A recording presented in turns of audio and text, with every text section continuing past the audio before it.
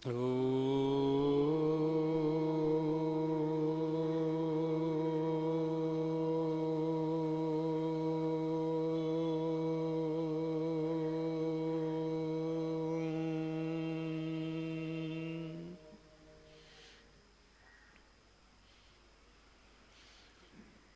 समाज कुबेर नगर अहमदाबाद के सत्संग भवन में उपस्थित आर्य समाज के माननीय संरक्षकगण, माननीय प्रधान जी, मंत्री जी, कोषाध्यक्ष, सभी अधिकारीगण, सभासदगण, सदस्यगण, आदरणीय भद्रपुरुषों, मातृशक्ति। अभी माननीय सत्यनारायण जी महाराज के द्वारा भजन की प्रस्तुति आपके बीच में की जा रही थी, जिनका कहने का उद्देश्य था, मेरी इंद्रियां हूं प्रभु मेरे वश में। जब इंद्रियां बस में होती हैं, अपने काबू में होती हैं, मन की लगाम कसी भी इन इंद्रियों पे होती है, तब ये इंद्रियां इधर इधर नहीं दौड़ती, इधर इधर नहीं भटकती। इसलिए आपने देखा होगा, जो घोड़ा तांगे में जोता जाता है, इंद्रियां इधर उधर ना भटके उसे साधने के लिए उसके मुख पर जाली लगा दे दी जाती है। ये इधर उधर रास्ते में मुंह ना मारे खाने वाने पे, आंखें भी इधर उधर ना देखें, तब चमड़े के 2 कवर लगा दिए जाते हैं आंखों के बराबर में, जिससे वो सीधा ही देखे, टारगेट अपना जो लक्ष्य हो। इन इंद्रियों को काबू में रखना, मन को साधना, संचार के सब साधनों का उपयोग कर करके मन को साधने का नाम ही साधना है। मन सध गया, सब इंद्रियां सध जाती हैं। मन हमारे काबू में हो, हम मन के काबू में ना हो। हम जहां चाहें, जो उचित हो, ठीक हो, उसका निर्णय कर करके वो कार्य करें। कई बार ये मन भटका देता है, इंद्रियां भटक जाती हैं इधर उधर। जब भटक जाती हैं, बस यहीं से समझ लीजिएगा, चाहे वो शरीर हो, इसका पतन होना शुरू हो जाता है। और जब इंद्रियां हमारे काबू में हो, मन की लगाम हमारे हाथ में हो, हम कस करके संभाले हुए हों, तब इंद्रियां इधर उधर भी नहीं भटकती। तब हम स्वस्थ भी रहते हैं, निरोग भी रहते हैं। और जिस परमात्मा की प्रार्थना कर रहे थे, प्रभु मेरे जीवन का उद्धार कर दो, भंवर में है नैया, इसे पार कर दो। बोले भंवर कैसे? बोले ये संसार ही एक भंवर है, इस संसार में आना भंवर ही है ये। इसलिए संसार में आज में आए हैं। जब आए हैं तो बहुत सारे दुख होते हैं, समस्याएं होती हैं, व्यापार में, घर में, समाज में, परिवार में, कुछ न कुछ जीवन में इस तरह घटता रहता है। उलझनों सी में व्यक्ति फंसा ही रहता है। इसलिए उसे पार कराने वाला यदि कोई है तो परमपिता परमात्मा ही है। हम इस संसार में आकर के यदि इस भंवर से पार नहीं हो पाते तो जीवन लगभग ऐसा ही रहता है कि जैसे इस संसार से आए थे ऐसे ही वापस लौट जाते हैं। आए भी ऐसे ही लौट गए। बोले ऐसे ही कैसे आए और ऐसे कैसे लौट गए? तब आनंद स्वामी अपने पुस्तक में प्रभु भक्ति में लिखते हैं, एक व्यक्ति के पास में बहुत अच्छा घोड़ा था। घोड़ा कैसा था? एकदम अरबी नस्ल का घोड़ा। अरबी नस्ल के घोड़े होते बहुत बढ़िया, महंगे भी बहुत होते हैं। तब वो लिखते हैं, इस व्यक्ति के पास में घोड़ा था, उस पे सवारी करता था, आता जाता था, लोग देखते थे, लगता था कि कोई शहंशाह घोड़े पे बैठ करके जा रहा हो, ऐसा इस व्यक्ति का रुतबा था। इसके घोड़े की चर्चा दूर दूर तक थी। वहीं कहीं आसपास एक ठग भी रहता था, चोर भी रहता था, उसकी दृष्टि भी इस घोड़े के ऊपर थी। बोले घोड़ा बढ़िया है लेकिन पैसे हैं नहीं, कैसे करूं? मन तो करता है कि मैं भी इस घोड़े की सवारी करूं। उसने मन बना लिया अपने गांव से इस सेठ के शहर में आया और रात्रि में आकर के इसके घोड़े को चोरी कर करके ले गया। अफसर देखा, तलाश हुई और चोरी कर करके ले गया। इस घोड़े को लेकर के सवारी की, बढ़िया घूमा फिरा अपनी रिश्तेदारियों में इधर उधर खूब भ्रमण कर करके कुछ दिन के बाद में इसका मन भी भर गया। इसका मन भी भर गया, इसे पैसे की आवश्यकता भी पड़ी। तब पत्नी ने कहा, अरे ये घोड़ा इसे बेच दो ना, जिससे घर का खर्च चल जाए, बच्चों की फीस आदि दी जा सके, बेच दो इसे। ये लेकर के घोड़े को जो बाजार लगता है पशुओं का, वहां चला गया। घोड़े को बांध दिया।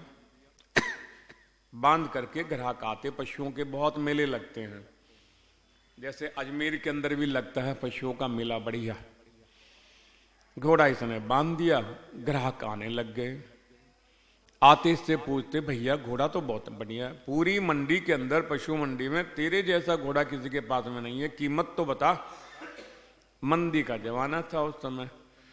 इसने कहा, जी देखो घोड़ा मैं कमती बत्ती तो नहीं करता, बार्गेनिंग में नहीं करूंगा, एक ही दाम बोलता हूं, अगर आपको लेना हो तो 50,000 रुपए का है। लोगों ने कहा, कुछ कम तो कर ले, कुछ डिस्काउंट तो दे दे, आजकल तो डिस्काउंट का जमाना है, एक के साथ एक फ्री का जमाना है। तो एक ही बात पकड़ करके बैठ गया। बोले एक ही दाम की बात है। ये बोला, देखो जी मेरे से दुकानदारी करनी नहीं आती, ना मैं दुकानदार हूं ना मैं व्यापारी हूं, बस मेरे पास तो ये घोड़ा है, मुझे जरूरत है पैसे की, और बस एक ही दाम बोलूंगा 50,000। लोग छोड़ करके चले जाते, अरे ये तो बड़ा दुकानदार वैसा है, एक ही बात पे अड़ गया, एक ही दाम पे अड़ गया। लोग चले जाते, आते, पूछते, कोई कहता 40 ले लो, कोई कहता 45,000 ले लो, 48 ले लो, 2,000 तो छोड़ो, कहता नहीं एक दाम। आते रहे, जाते रहे।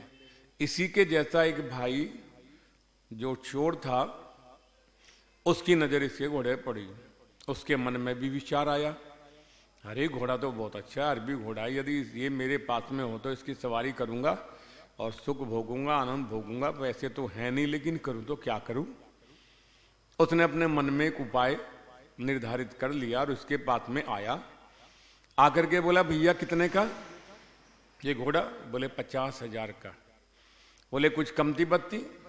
बोले इतने सारे ग्राहक आ जा चुके हैं, मैंने किसी को 1 रुपया कम नहीं बोला। देखो जिसे लेना है 50,000 का एक दाम है, लेना हो तो ले लो, नहीं तो कोई बात नहीं। बोले कोई बात नहीं, नाराज क्यों होता है तू? पर ये तो बता 50,000 का है, चलता भी है कुछ कि नहीं? ऐसी 50,000 इसकी कीमत रख दी है। बोला जी मैं कई बार सवारी इस पे कर चुका हूं और तुम चाहो तो सवारी कर कर पैसे देख सकते हो। बोले ठीक है, लगाम दे इसकी मुझे। इसने लगाम ली और घोड़े पर ये बैठा और ऐड दे करके इस घोड़े को दौड़ा करके लौट करके फिर नहीं आया, ये ले करके गायब हो गया, चंपत हो गया। जो ग्राहक पहले आए थे वो लौट करके जब आते उन्होंने देखा घोड़ा तो है ही नहीं। इसने कहा, अरे कहां है वो घोड़ा? ये बोला जी बेच दिया। तो बोले हमने तुझे 48 कहे थे, 45 कितने का बेचा? तो बोले जी बस बेच दिया, क्या पूछोगे? ये पूछ करके कितने का बेचा? बोले बता तो सही कितने का बेचा? बोले वो जितने का लिया था उतने का बेच दिया। ऐसा ही ये लेकर के आया था, ऐसा ही लेकर के चला गया। पता लगता इस संसार में ऐसा ना हो जाए कि हम जैसे संसार से आए थे वैसे ही चले जाएं। इसलिए संसार से इस भव सागर को पार करने के लिए भगवान ने जो हमें शरीर दिया है, ये रथ दिया है, इस शरीर को बना तना करके रखना, ठीक रखना, इसे बिगड़ने नहीं देना, ये मूल है। यदि शरीर बिगड़ जाता तो सब कुछ बिगड़ जाता है। तब इसे बनाने के लिए बहुत से विधान ऋषियों ने किए हैं। चरक ऋषि भी हुए हैं, धन्वंतरी ऋषि भी हुए हैं। इन ऋषियों से पूछा, महाराज संसार में रह करके स्वस्थ निरोगी कैसे रहें? आज बड़ी समस्या आ जाती, डॉक्टर भी बहुत महंगे। कोरोना काल के बाद तो ये डॉक्टर ना होकर के कसाई का रूप लेते जा रहे हैं। पहले आप डॉक्टर के दिखाते थे तो पर्चा बन जाता, दवाई दे देते 100, 200 की, 500, 1000। अब कोरोना काल के बाद से इनके मुंह खून लग गया है डॉक्टरों के, और यदि किसी को कुछ हो जाता तो बस भर्ती करते सीधा, और टेस्ट के नाम पर इतने टेस्ट करवा देते कि व्यक्ति की जेब खाली हो जाती। और अब तो मैंने अनुभव किया, मेरे परिचित हैं कई डॉक्टर, हरिद्वार में मेरे क्षेत्र शामली में एक डॉक्टर का भाई मेरा मित्र है, तो मैंने कहा डॉक्टर को तो भगवान कहा जाता है। तब मुझसे बोला, आचार्य जी अब वो जमाना गया, अब नहीं भगवान की बात रही, अब तो हमने कसाईयों को भी पीछे छोड़ दिया है, कसाई हमसे बेहतर हैं। आज हम डॉक्टर लोग कसाई से भी आगे बढ़ गए हैं। बोला क्यों, कैसे? बोले जितने भी हम टेस्ट कराते हैं उन सब में हमारा कमीशन है, ना भी आवश्यकता हो टेस्ट की तो भी टेस्ट कराना, शाम को लिफाफे बन करके आ जाते हैं हमारे कमीशन के। हम सामने वाले की स्थिति देखते हैं, उसकी जेब देखते हैं कि कितनी भारी है, कितना बड़ा इसका व्यापार है, कितनी इसकी सामर्थ्य है। जैसी उसकी सामर्थ्य, व्यापार, धन उसके पास में होता, उसी हिसाब से उसे वेंटिलेटर पे रखते हैं, ऑक्सीजन देते हैं, आईसीयू में रखते हैं। हमें जहां तक गुंजाइश है, जितना हम इससे दूर लें, जितना धन ले लें, उतना हम करने का प्रयास करते हैं। इससे पता लगता कि आज डॉक्टर डॉक्टर नहीं रहे हैं। हाँ, इक्के दुक्के कोई देवता भी हैं। इस देवता को मैं जानता हूं, पूरे भारत में घूम करके मैंने देखा। ये व्यक्ति, हमारे यहां एक व्यक्ति है डॉक्टर जगमोहन, जगमोहन गर्ग नाम है उनका, अपना क्लिनिक है। आज की डेट में भी इस व्यक्ति की 30 रुपए उसमें देखता भी है, 3 पुड़ियां भी देता है दवाई की। और पिछले, हमारे अपने शहर में हैं, पिछले लगभग 10 साल से हमारे परिवार में भाई बंधु, हमारे आर्य समाज के जो संपूर्ण लोग भी हैं, करोड़पति हैं, बड़े व्यापार हैं, वो भी उसके पास जाते हैं। एक बार आप चले जाएं, वो 3 पुड़िया देगा और आप ठीक, बुखार हो चाहे कोई समस्या ऐसी हो। कोरोना काल में मैंने डॉक्टर साहब से कहा, डॉक्टर साहब कोरोना काल चल रहा है, हालत ऐसी है, अगर आप 100 रुपये फीस अपनी कर दें, दवाई भी 200 रुपये भी कर दें, तो आपके पास में लाइन टूटेगी नहीं। क्या कमाल का ये व्यक्ति है। तो मुझसे हाथ जोड़ करके कहता है, आचार्य जी मेरा तो इसी में काम चल जाता है। अगर वो 100 रुपये करे, 200 रुपये करे, क्योंकि लोगों के 600 रुपये के पर्चे हैं, 1-1 हजार के पर्चे हैं, दवाई अलग से लिखते हैं, ये कहता है कि मेरा तो इसी में काम चला जाता है। ये है देवता व्यक्ति कि जिसके और काम चल भी जाता है, भगवान की दया है, अपना क्लिनिक है, घर है, बेटे बेटियां बड़े उन्नति कर गए हैं, बेटी भी इंजीनियर है, बेटे की भी शादी होगी, डॉक्टर है, वो अलग जॉब करता है सरकारी कंपनी में, सरकारी हॉस्पिटल में। कहने का अभिप्राय, कितनी हाय हाय हाय हाय करनी, इतने का पर्चा, इतना पैसा। इसलिए डॉक्टर से, वकीलों से, इन 2 से बच जाओ जीवन के अंदर। यदि डॉक्टर के चुंगल में आने से बच गए, वकीलों से बच गए, फिर आपकी उन्नति को कोई नहीं रोक सकता है। आप तरक्की करेंगे, कोई दिक्कत जीवन में नहीं आती है। और अपने स्वास्थ्य को ठीक रखना, ये जो शरीर हमें मिला है, इस शरीर को ठीक रखना, इसे बिगड़ने मत दो। बिगड़ेगा तो डॉक्टर लूट लेंगे। 2 तरह से लूटते हैं, जब आपका शरीर बिगड़ता है तब लूटते डॉक्टर, और जब आपका मन बिगड़ता है, दूसरे का कुछ हरण करने का, छीनने का, भाई का हिस्सा लेने का, तब वकील लूट लेते हैं, मुकदमे कर देते हैं।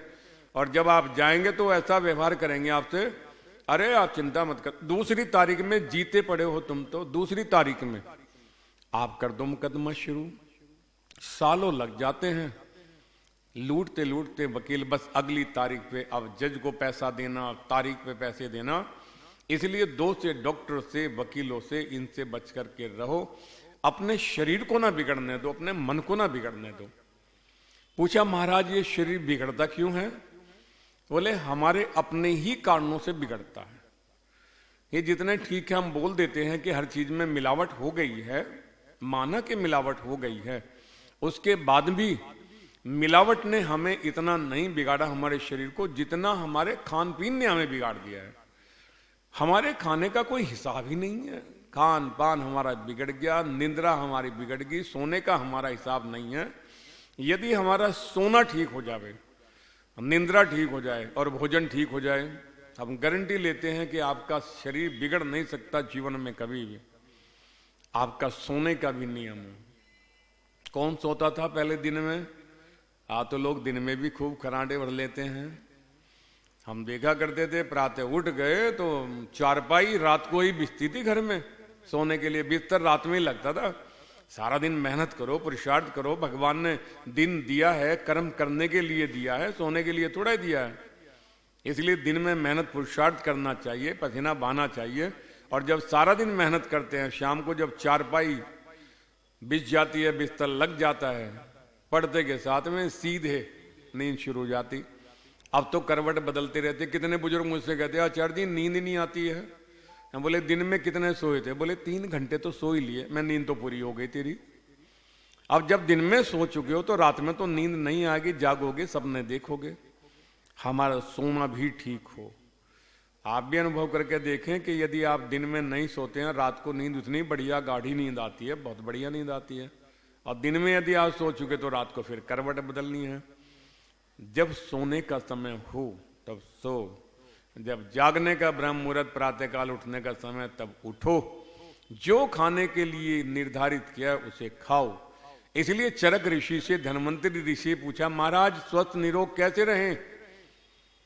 जब चरक ऋषि धन्वंतरि ऋषि अपने ग्रंथ में चरक संहिता में लिखते हैं, पहला सूत्र हित भुक, उन पदार्थों को ग्रहण करो जो परमात्मा ने आपके लिए निर्धारित किया हुआ है, वो भोजन। जब मनुस्मृति को मैंने पढ़ा, वेद में बहुत से सूत्र देखे, मंत्र देखे, धन्वंतरि ऋषि के चरक संहिता में बहुत कुछ देखा। 3 प्रकार के भोजनों के लिए मनुष्य के लिए लिखा है। एक अन्न, दूध वाला अन्न, एक दूध से बने हुए पदार्थ ये, और दूसरे रसों वाले फल जो बेल पे लगते हैं, पेड़ों पर लगते हैं, रसों वाले फल, दूध वाला अनाज और दूध से बने हुए पदार्थ। इन 3 चीजों के बारे में, मनुष्य के भोजन के बारे में लिखा हुआ है कि जो हमारे शरीर के लिए हितकर हों, जो भलाई करने वाले हों, उन्नति देने वाले हों, शरीर को भले से पुष्ट करने वाले हों, ये 3 भोजन हमारे लिए वो दूध है, दूध से बने हुए पदार्थ हैं, फल फ्रूट है, और अन्न है, दूध वाला अन्न। जैसा मोटे अन्न पे बड़ा आजकल जोर दिया जाता है, मोटे अन्न से अभिप्राय मक्का के आप देखो दानों में बहुत दूध होता है, दूध सूख करके फिर इसका अन्न बन जाता है। गेहूं का आप कच्चा सा अनाज देखे तो उसमें से दूध निकलेगा, चने को कच्चे को तोड़े तो दूध निकलेगा।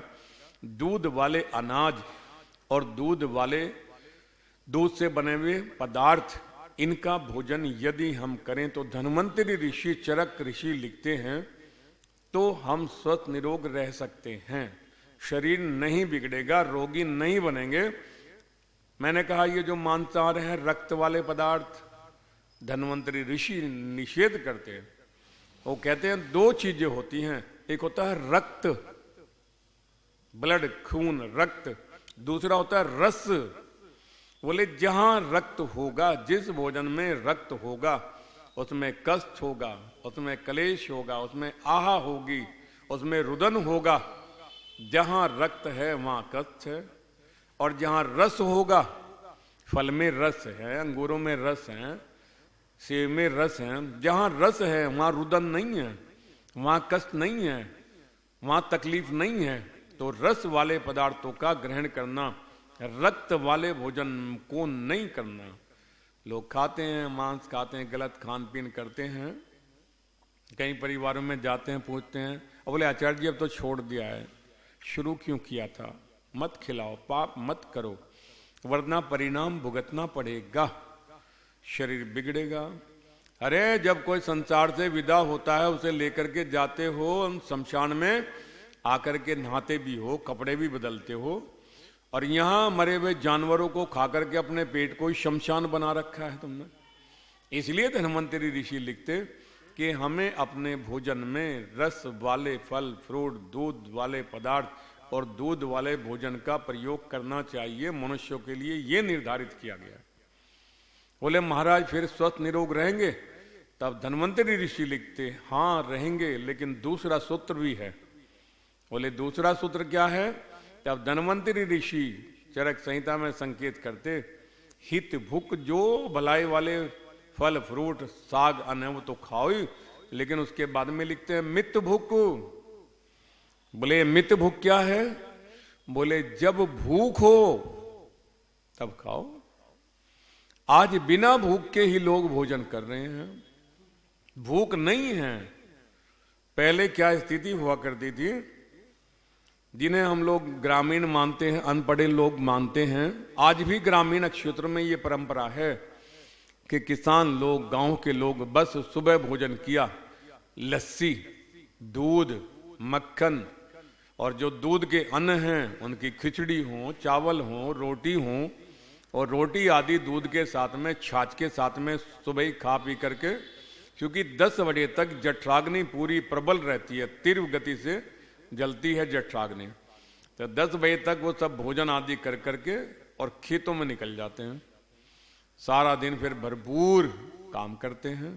प्यास भी इतनी जल्दी लगती नहीं है। बोले लगती क्यों नहीं? किसानों को देखा ही नहीं कि बोतल लेकर के जाता हो खेत में, पानी की बोतल, मिनरल वाटर या कोई इस तरह का। बोले प्यास क्यों नहीं लगती? बोले तर माल खाते हैं, छाछ पीते हैं, दूध से बने हुए पदार्थ खाते हैं, दूध वाले अन्न की भोजन आदि करते हैं। जब शरीर में तरावट है तब प्यास लगेगी नहीं। प्यास तब लगेगी जब सूखा भोजन आपका होगा, रफ भोजन होगा, टफ भोजन होगा, तब प्यास लगेगी। इसलिए गांव में अभी ये परंपरा है, सुबह एक बार भोजन कर लिया तो कर लिया, वहां नाश्ता नहीं होता है, बस सुबह ही भोजन कर लेना, उसके बाद में शाम को खेत से लौटना या अपने काम से लौटना। शाम को सूर्य अस्त होने से पहले ग्रामीण क्षेत्रों में भोजन कर लेते हैं, और भोजन कर करके रात्रि में जैसे ही अंधकार छाने लगता है बिस्तर बिछने लग जाते हैं उनके, और लगभग अंधेरा जब हो जावे तो ग्रामों के अंदर अब भी लोग सो जाते हैं। और प्रातः जैसे ही ब्रह्म मुहूर्त होता है 4 बजे, अब गांव में उठने का तो अलार्म और कुछ है नहीं, वहां मुर्गा बोलता है कहीं न कहीं, मुर्गे की तो ड्यूटी है। अब वो बोलता है तो ब्रह्म मुहूर्त में लोग उठ जाते हैं, भ्रमण करने जाते हैं, खेतों में जाते हैं, एक्सरसाइज करते हैं। भोजन का जब भूख लगे, हमारे मित्र हैं स्वामी योगेश्वरानंद जी, नेचुरोपैथिक के बड़े विश्व स्तर पर वो काम करते हैं, विदेशों में कैंप लगाते हैं। उनका एक ही संदेश होता है, यदि अपने आप को स्वस्थ निरोग रखना चाहते हो तो भोजन तब करो जब भूख लगी हुई है। जब भूख लगती है ना, रात की रखी हुई रोटियां भी सुबह मक्खन लगा करके, नमक लगा करके, रोल बना करके दूध चाय से पी लो, उसमें भी स्वाद आता है। और जब भूख ना हो, बोले महाराज गाजर का हलवा, बोले बढ़िया नहीं बना हुआ, बोले रे पगले गाजर का हलवा तो बढ़िया बना हुआ, तुझे भूख नहीं है। जब भूख नहीं हो तब कितना भी बढ़िया भोजन घर में बना हो, कितना बढ़िया गाजर का हलवा हो, अच्छा थोड़ा ही लगता है। इसलिए कहने में एक कहावत आती है, भूख में गुल्लर भी पकवान लगते हैं। तो गुल्लर होता है बिल्कुल लाल जैसा, उसमें जिसमें वो मच्छर निकलते हैं उसमें से गुल्लर, और वो रसगुल्ले जैसा होता है। बोले गुल्लर भी पकवान लगते हैं जब भूख होती है। इसलिए चरक ऋषि, धन्वंतरी ऋषि संकेत करते, अपने शरीर को फिट रखने के लिए, स्वस्थ निरोग रखने के लिए, जब भूख हो, जठराग्नि मजबूत हो, और इस जठराग्नि को ऋषियों ने इस यज्ञ से जोड़ा। बोले जैसे यज्ञ के अंदर अग्नि प्रज्वलित होती है, 14-14 इंची की लपटें जब हवन कुंड से उठती हैं, उसमें दी गई आहुति, इधर आहुति दी, अग्नि के संपर्क में आकर के तुरंत प्रसाद बन करके सब देवताओं तक पहुंच जाती। तब कहते कि यज्ञ के अंदर से सुगंध आ रही है। तब सुगंध आती है जब अग्नि प्रज्वलित हो, आहुति दी जाए, सुगंधित। अग्नि मंद पड़ी हुई है, समिधाओं में से धुआं निकल रहा है, आप आहुति दे रहे हैं तो दुर्गंध ही फैलाता है। यज्ञ फिर सुगंध नहीं फैलाता, दुर्गंध फैलाता है। ठीक ऋषियों ने इस बात को व्यक्ति के शरीर से जोड़ा।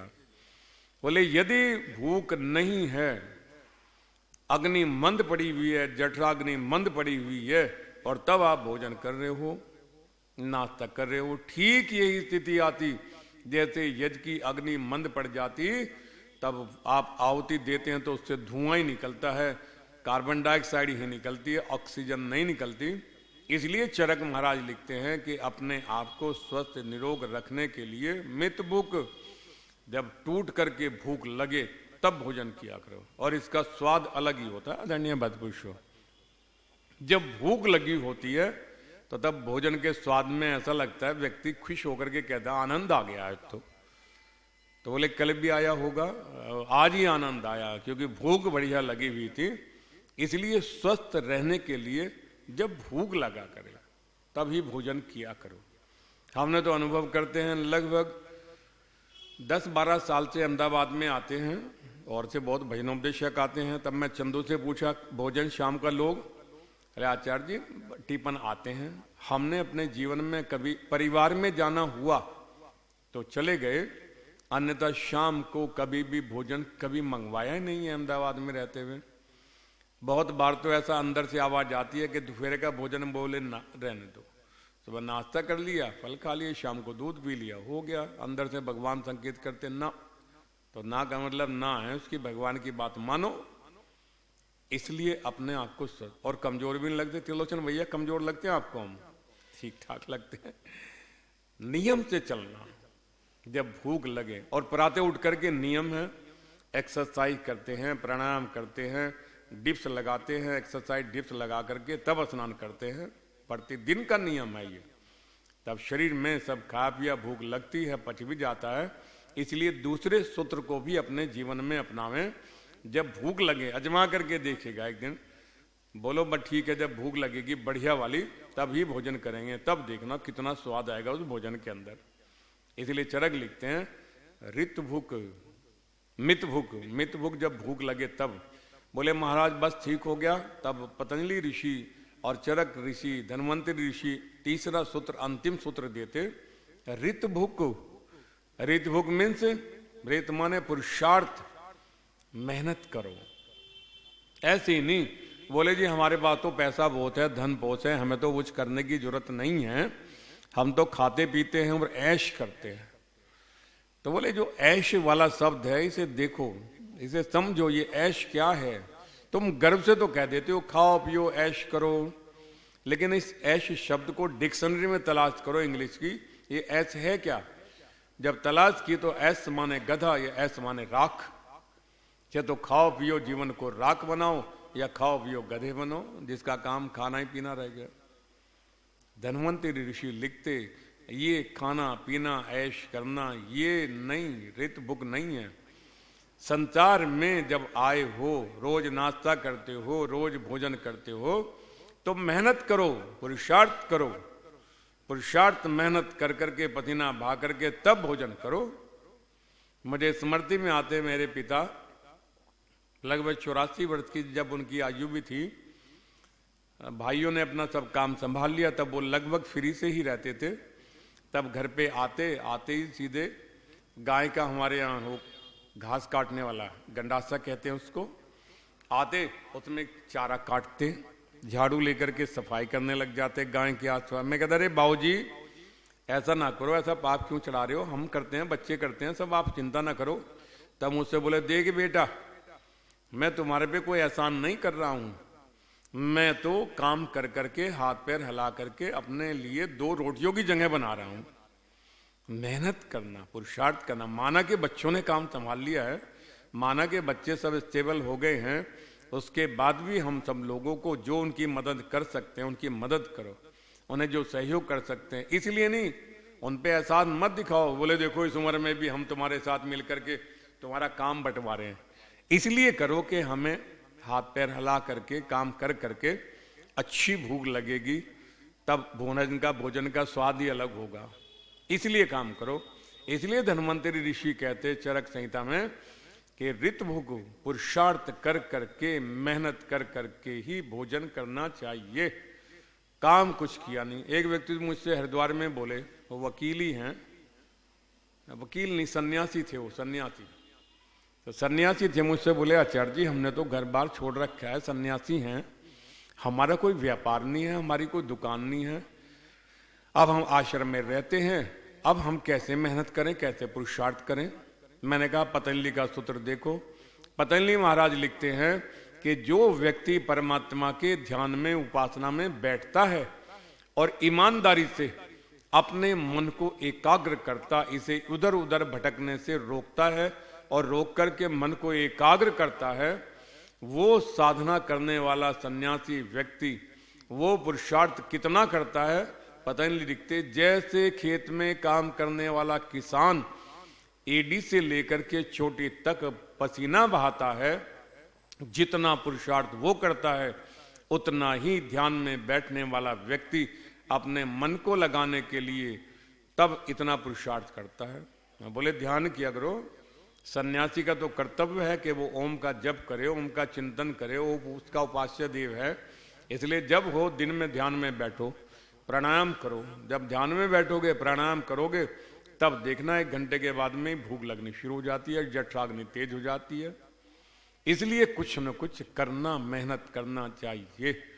बढ़िया चाहे पेंशन आ रही हो तो भी कोई बात नहीं, तो भी काम करो, मेहनत प्रतिदिन करना चाहिए। नहीं करेंगे तो बोले फिर परमात्मा कहेगा अरे बाबा इसका तो कुछ काम पृथ्वी पे है ही नहीं है, तो कुछ करता ही नहीं है, बोझ बन गया है, वापस बुलाओ इसको, चलो। धीरे धीरे रोग शुरू हो जाते हैं और फिर आप संसार से चले जाते हैं, माला फोटो पे चढ़ जाती है। इसलिए मेहनत पुरुषार्थ कर करके ही भोजन करना। मैंने देखा, मैंने चर्चा भी की थी कि हरिद्वार के अंदर हमारे परिचय वो सरदार जी जगत टहर वाले 92 साल के होकर के भी बच्चों के साथ में वो शोरूम में बैठते, काम करते, ड्यूटी देते थे, गुरुद्वारे जाते थे, संध्या उपासना करते थे। ऐसे ही चरक ऋषि लिखते हैं, स्वस्थ निरोग रहो। जब शरीर स्वस्थ होगा परमात्मा से मिलन भी होगा, शरीर स्वस्थ होगा, दुनिया के जितने भोग्य हैं उन्हें भोग भी पाओगे। शरीर स्वस्थ होगा तो संसार से नैया को पार भी लग जाएगी, भव सागर भी पार लग जाएगा, क्योंकि मूल हमारा शरीर है। इस शरीर के माध्यम से ही हम पुण्य, इसके माध्यम से ही पाप लोग करते हैं, इससे परोपकार करते हैं, इससे सेवा करते हैं, इसी के माध्यम से परमात्मा का सिमरन भी चलता है, इसी के माध्यम से मोक्ष के दरवाजे तक पहुंचते हैं। अगर यही बिगड़ गया तो सब बिगड़ जाता है। इसलिए इसे बना धना करके रखें और अपने आप को अपडेट रखें। और जो ऋषि चरक धन्वंतरी का सूत्र है, हित भूख, जो भलाई वाले हितकर पदार्थ हमारे लिए परमात्मा ने निर्धारित किए हैं, उनसे भोजन करें। मित भूख, जब भूख लगे तब भोजन करें, और रित भूख, मेहनत और पुरुषार्थ करने के बाद में ही भोजन करें। यदि इन तीनों सूत्रों पर आप अपना जीवन चलाते हैं, हम गारंटी लेते हैं ना हार्ट अटैक होगा, ना ब्लड प्रेशर होगा, ना ब्रेन हेमरेज होगा, ना पाइल्स की दिक्कत होगी जो होती हैं। इन सब रोगों से आप बच सकते हैं। और जब इन रोगों से बच जाएंगे तो डॉक्टर और वकीलों से लुटने से बच जाएंगे, तो फिर आनंद ही आनंद रहता है, सुख ही सुख रहता है। आइए हम इन सूत्रों पर अपना चिंतन करें और अपने जीवन को धन्य बनाएं। इन्हीं शब्दों के साथ आप सभी का हृदय से आभार, अभिनंदन। वाणी को विराम। ओम शब्द। ओम द्यौः शांति अंतरिक्ष गुम शांति पृथ्वी शांतिराप शांतिरोषधयः शांति वनस्पतयः शांतिर्विश्वे देवा शांति ब्रह्म शांति सर्वगुम शांति शांतिरेव शांति श्याम शांतिरेधि। ओम शांति शांति शांति। ओम जो बोले सो अब। महर्षि दयानंद की, स्वामी विरजानंद की, स्वामी श्रद्धानंद की, पंडित लेखराम की, मर्यादा पुरुषोत्तम श्री राम की, योगी राज श्री कृष्णचंद महाराज की, देश के शहीदों की, भारत माता की, गौ माता का, आर्य समाज, वेद की ज्योति, ओम का झंडा, बोले सत्य सनातन वैदिक धर्म की वैदिक ध्वनि।